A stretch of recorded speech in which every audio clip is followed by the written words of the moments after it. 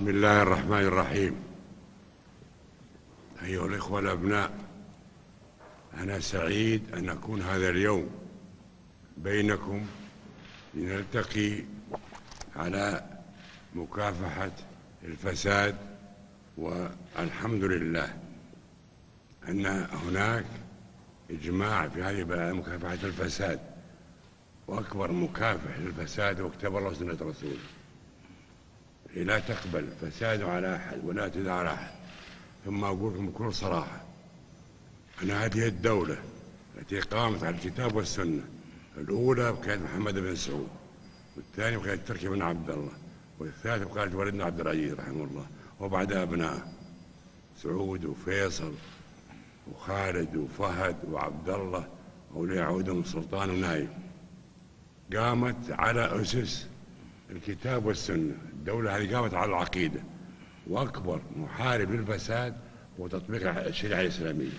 ثم أقول الآن يوجد بعض الدول الأخرى ملوك الدول أو رؤساء لهم حصانة عن الداعية الروحي. هنا يستطيع أي مواطن يرفع قضية على الملك أو ولي عهد أو أي فرد من أفراد الأسرة.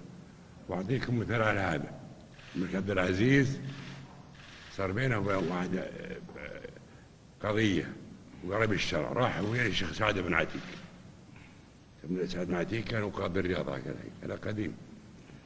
يوم دخلوت وقال جاي، قال لي مسيرين، وقال عندنا قضية، قال قعدوا في المجبب. المجبب تعرف ما دخل البيت. يوم خلص بينهم قاعد الحين يقطعوا القهوة الديوانية.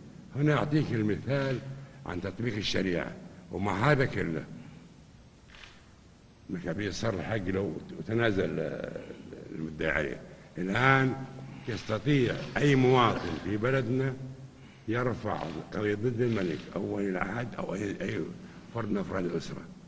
الحمد لله دستورنا كتاب الله وسنة رسوله ومع الخلفاء الراشدين، والحمد لله نحن في أمن واستقرار. ويجينا الواحد من المواطنين ولي فلان بالاسم مثل ما قال والدنا، مو بالاسم اللقب يعني.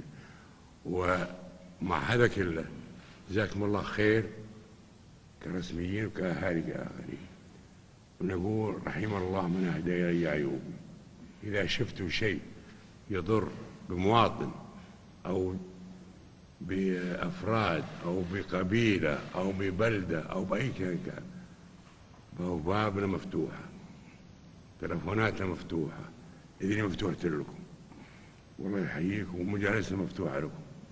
والله يحييكم.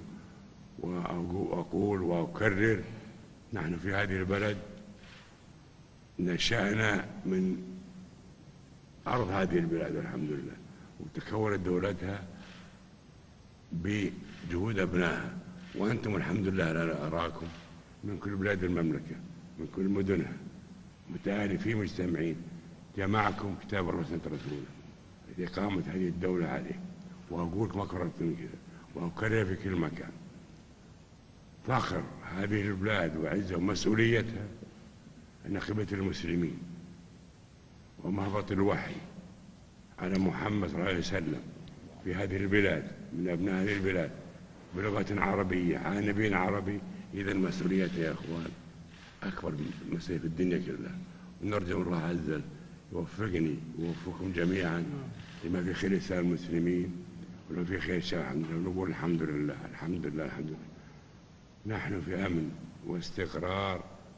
يروح الإنسان من أقصى البلد إلى أقصاها، من الخليج إلى البحر الأحمر، أو من أقصى الجنوب إلى أقصى الشمال، هو ونسائه أو أطفاله بدون ما يكون معهم رفق على ما قالوا في السابق. هي نعمة من الله ويجب أن نحافظ عليها. وأنتم أقول لكم مكرر رحم الله من أهدى إلي عيوبي. إذا شفتوا شيء فيهمني حق المواطن أهم من حق نفسي. وشكرا لكم على كل